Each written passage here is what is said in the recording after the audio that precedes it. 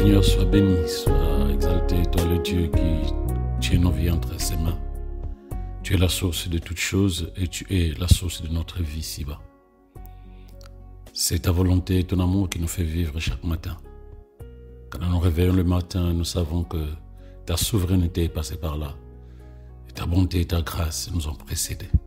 Seigneur, nous savons que tout ce que tu fais est parfait et nous recevons ce temps que tu nous donnes avec action de grâce et reconnaissance, car nous savons que sur le chemin de notre destinée aujourd'hui, tu as fait précéder ta grâce, tes faveurs et ton amour. Et éclairé par ta parole, soutenu par ton esprit, nous sommes à même de pouvoir vivre cette journée selon la gloire de ton nom, selon les pensées que tu as pour chacun de nous. Voilà pourquoi nous te sommes reconnaissants avec action de grâce. Et dans cette conscience que nos vies sont entre tes mains. Au nom de Jésus. Amen. Shalom la famille, shalom bien-aimés. Voilà, nous sommes vraiment au seuil de cette année 2022.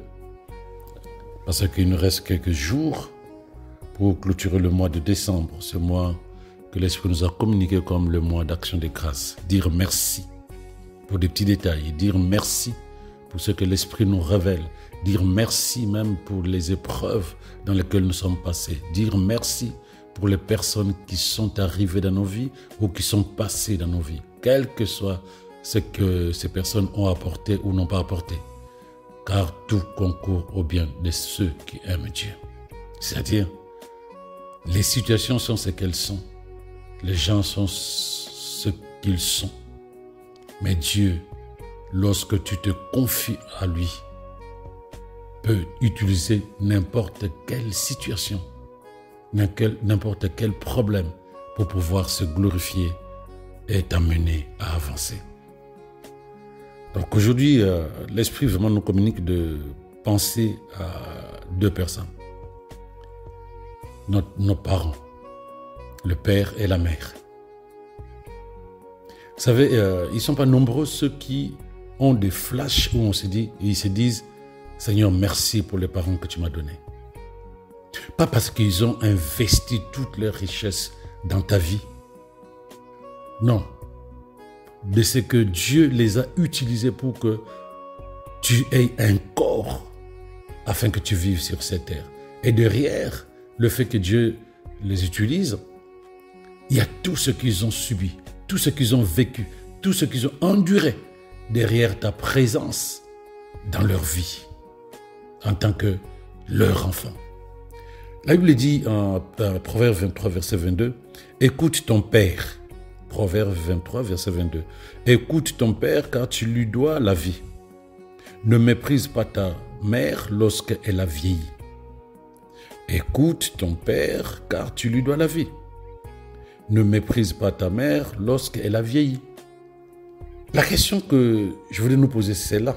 Pourquoi Dieu, avec toutes les possibilités inimaginables qui s'offraient à lui, pourquoi il a décidé de créer et de nourrir une nouvelle personne, en l'occurrence toi, à travers deux personnes? Pourquoi il ne pouvait pas nous créer de manière individuelle comme il a créé Adam? Pourquoi il fallait que nous sortions entre deux personnes? Pourquoi nous aurait-il mis au monde par un père et par une mère? T'es-tu déjà posé cette question? Quand tu vois que Dieu t'a placé entre deux personnes que nous appelons des parents ou des tuteurs, c'est que Dieu a une raison. Il ne fait rien au hasard. Il fait toutes choses pour un but.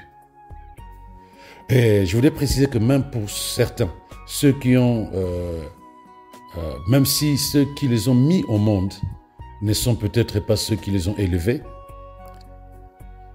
tu dois les considérer, les deux, celui qui t'a mis au monde et celui qui t'a élevé, celui qui t'a accompagné sur le chemin de la croissance, tu dois les prendre les deux comme tes parents. Donc, les principes humains qui te font croire que les seuls parents, c'est ton père et ta mère, non. Pour des gens comme nous, nous avons plusieurs parents Et nous bénissons le Seigneur que chacune de ces personnes qu'il a mis sur mon chemin comme un tuteur, comme un parent, ces personnes ont participé à ce que je sois là aujourd'hui. Je bénis le Seigneur pour ça, pour leur vie, et je rends grâce à Dieu de ce qu'il m'a donné ces personnes. Après avoir créé l'univers, il dit « Faisons l'homme à notre image, à notre ressemblance ». Et puis 2 versets en bas, il dit « Et Dieu les bénit. Et Dieu leur dit, soyez féconds, multipliez-vous, ou multipliez tout court selon la version, et remplissez la terre. » Remplissez la terre. Donc tu réalises qu'en fait, la parentalité, donc le fait que nous ayons des parents, tire son modèle de Dieu lui-même. Comment ça? Mais parce que tu es le fruit de l'amour de Dieu, bien-aimé.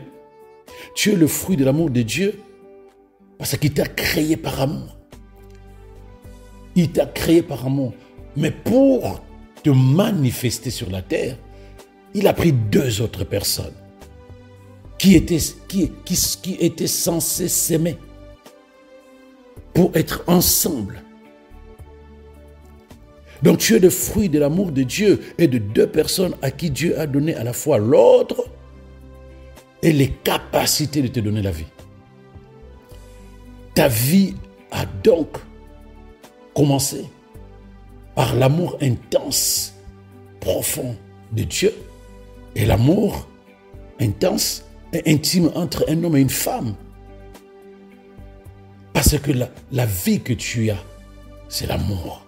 Que ce soit l'amour de Dieu qui t'a créé, que ce soit l'amour de tes parents qui se sont mis ensemble, ne fut que 30 secondes d'intimité, ne fut que 30 secondes d'amour l'un pour l'autre, afin que tu aies un corps et que tu sois vivant sur terre. Oh, merci Seigneur pour nos parents. Donc même quand tes parents ne t'aiment pas, même quand eux-mêmes ne s'aiment pas ou ne s'aiment plus, ils ont participé à manifester l'amour de Dieu. Car ta vie est la manifestation de l'amour de Dieu. Car ta vie est l'expression de l'amour de Dieu. Rends grâce. Honore-les. Honore ton père. Honore ta mère. Rends grâce à Dieu. Dis Seigneur, merci. Parce qu'il y a une chose que tu dois prendre en compte, bien-aimé. Quand Dieu dit honore ton père et ta mère, il ne te demande pas de regarder ce qu'ils n'ont pas bien fait. Il ne te regarde pas de prendre en compte ce qu'ils ont mal fait. Il ne te demande pas de regarder comment ils se sont comportés vis-à-vis de toi. Non, il te demande d'honorer les personnes qui ont participé à l'expression de son amour afin que toi tu vives. Lui, ce n'est pas l'attitude, le comportement, non. Ce n'est pas les actions d'abord, non.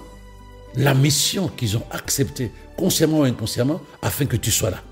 Il dit honore-les, honore-les. Cela signifie que tu as confiance en lui.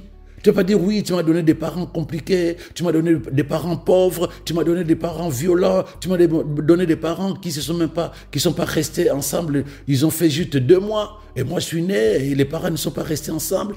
Dieu dit, est-ce que tu as confiance en moi? Est-ce que tu as confiance en moi? Est-ce que tu connais les projets que j'ai pour toi? Parce que moi je suis souverain, parce que je t'ai créé par amour. Et je cherchais 2 personnes pour te tisser le corps que tu as. Te poseras-tu la question de savoir pourquoi c'est eux et non pas d'autres personnes? Pourquoi c'est 2 personnes, ton père et ta mère, et non pas d'autres personnes? Qu'est-ce que tu leur reproches? Si tu connaissais mes projets, tu n'allais pas ouvrir la bouche. Si tu savais ce que je veux de toi, ce que je propose pour toi, tu n'allais pas ouvrir la bouche. Car j'ai fait toutes choses parfaites. Ces 2 personnes, je les ai utilisées pour tisser les morceaux du corps qui t'est fait marcher sur terre, puisque toi tu es esprit, à mon image, à ma ressemblance. Alors prendras-tu cet homme, prendras-tu cette femme, c'est-à-dire tes parents, ceux que Dieu a choisis pour toi, les prendras-tu pour les mettre devant toi, pour dire Seigneur, je te rends grâce.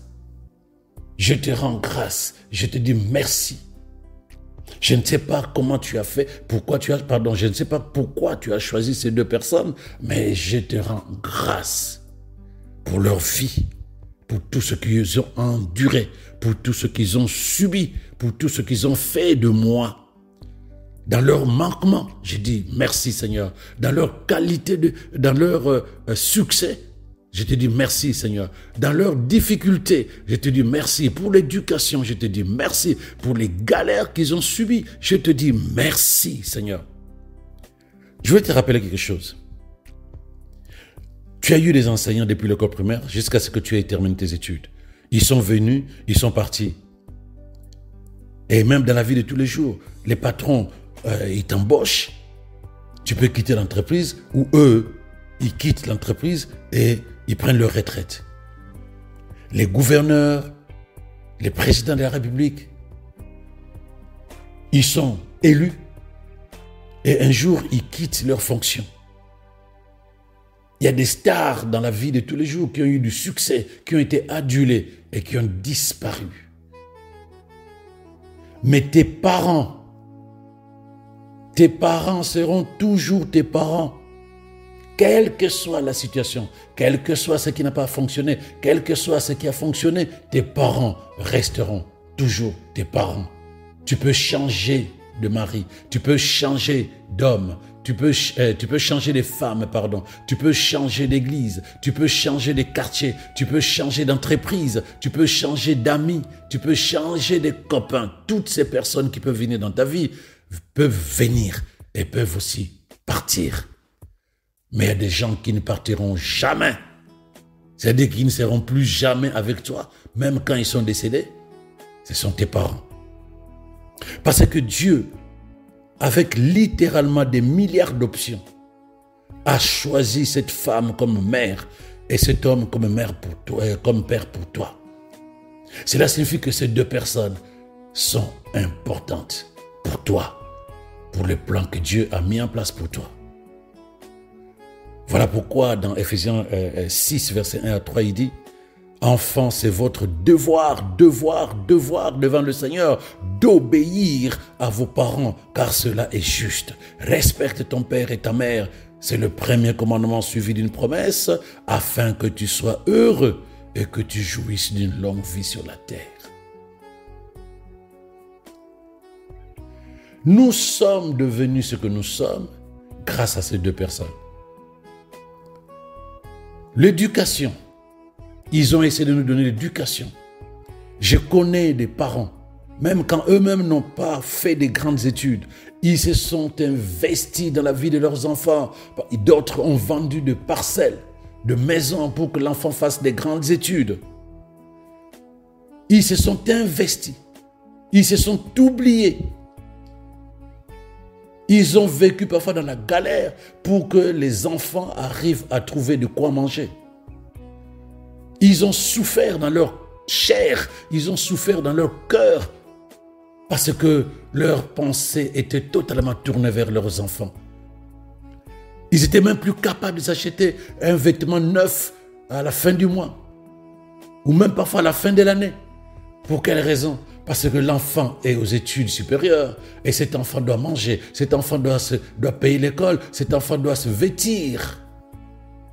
Rends grâce pour ces gens-là. Pour l'oubli de soi, pour que tu aies de quoi manger, comme je disais, pour les peurs permanentes. Lorsque tu avais du mal à respirer, la nuit, toi tu dors, mais eux ils ne dormaient pas. Ils surveillent l'enfant que tu es. Savoir s'il dort bien, savoir si la température, les fièvres ont baissé. Et quand tu sors, qu'elle soit avec des amis ou seuls, ils ne sont en paix que lorsque tu rentres. Ils ne sont rassurés que lorsque tu rentres. Et parfois même, on ne comprenait pas ça. On estimait qu'ils étaient sévères, ils étaient durs. Parce que d'autres enfants sortaient, revenaient quand tu voulais. Mais ceux que Dieu nous a donnés comme parents n'acceptaient pas ça. Combien d'entre nous ont été chicotés, punis, frappés, privés de nourriture, pour la simple raison que nous avons fait peur à nos parents. Nous avons désobéi aux commandements, aux instructions qu'ils nous ont données. d'autres ont eu cette grâce de connaître Christ derrière leurs parents. Parce que ces deux personnes étaient déjà dans la foi. Quand tu regardes ça, tu dois apprécier leur contribution, bien-aimé. La contribution dans ta vie. Parce que tu le veuilles ou non, tu leur es redevable. Tu leur es redevable. Pas seulement ceux qui t'ont donné la vie, mais ceux qui t'ont accompagné sur le chemin de la vie. Ce qu'on appelle les tuteurs. Nous leur sommes redevables. Parce que Dieu les a utilisés pour nous. Tu rends grâce à Dieu pour leur vie. Et tu ne peux pas ne pas lever ta voix avant que l'année ne se termine. S'ils sont encore vivants, de répandre tes bénédictions dans leur vie. S'ils ne sont plus de ce monde, de rendre grâce à Dieu pour leur vie et tout ce qu'ils ont subi, enduré, investi. Et la façon de payer cette dette, si je peux me permettre que ce soit une dette, c'est de les honorer et de rendre grâce à Dieu. De rendre grâce à Dieu et de les honorer. Parce que Dieu nous ordonne d'honorer nos parents.